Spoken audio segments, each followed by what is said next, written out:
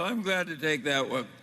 I think value investors are going to have a harder time now that there's so many of them competing for a diminished bunch of opportunities. So my advice to value investors is to get used to making less. And Charlie has been telling me the same thing the whole time we've known each other. I mean, we get along wonderfully because... Well, we are making less. Yeah, well, but that mostly, I think, is because it's larger. When we were younger. No, we never thought we could manage $508 billion. No, or what, or five.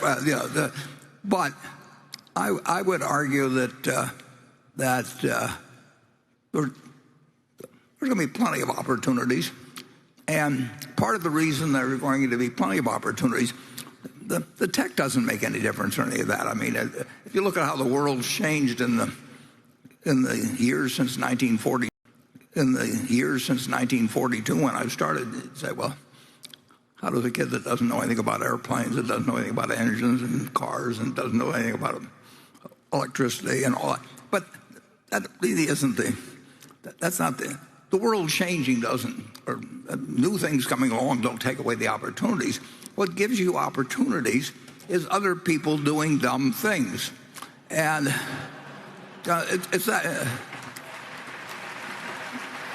And I would say that, well, the 58 years we've been running Berkshire, I would say there's been a great increase in the number of people doing dumb things, and they do big dumb things. And the reason they do it to some extent is because they can get money from other people so much easier than when we started. So you could start 10 or 15 dumb insurance companies in the last 10 years, and you could become rich if you were adroit at it, whether the business succeeded or not, and the underwriters got paid, and the lawyers got paid.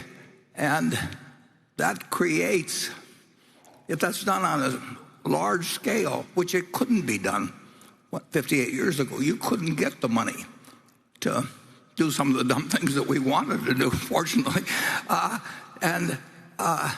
So I think that investing has disappeared so much from this huge capitalistic market that anybody can play in, but that the big money is in selling other people ideas. It isn't outperforming. And I think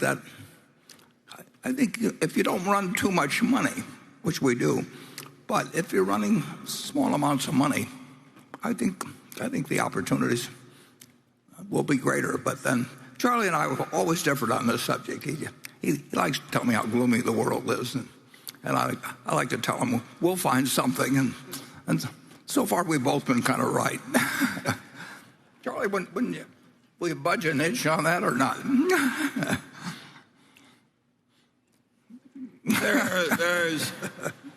There is so much money now in the hands of so many smart people, all trying to outsmart one another and out-promote one another, getting more money out of other people. And it's a radically different world from the world we started in. And I suppose it will have its opportunities, but it's also going to have some unpleasant episodes. But they're trying to outsmart each other in arenas that you don't have to play. I mean, if you look at that government bond market, the Treasury bill market, I mean, you've got this one bill that's out of line with the others. We bought over $3 billion of it the other day. But those are people. The world is overwhelmingly short-term focused. And if you go to an investor relations call, they're all trying to figure out how to fill out a sheet to show the earnings for the year. And the management is interested in feeding them expectations that will slightly be beaten. I mean, that is a world that's made to order for anybody that's trying to think about what you do that should work over 5 or 10 or 20 years.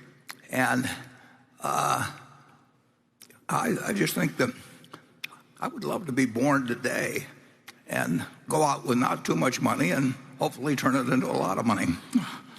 But And Charlie would too, actually. He just like he would find something to do, I will just guarantee you. And it wouldn't be exactly the same as before, but he would have a big pile. I would not like the thrill of losing my big pile into a small pile. Well, I like my big pile just the way it is. Well, we agree on that, incidentally. Okay. Yes, we do. You're one of the most extreme lovers of the big pile.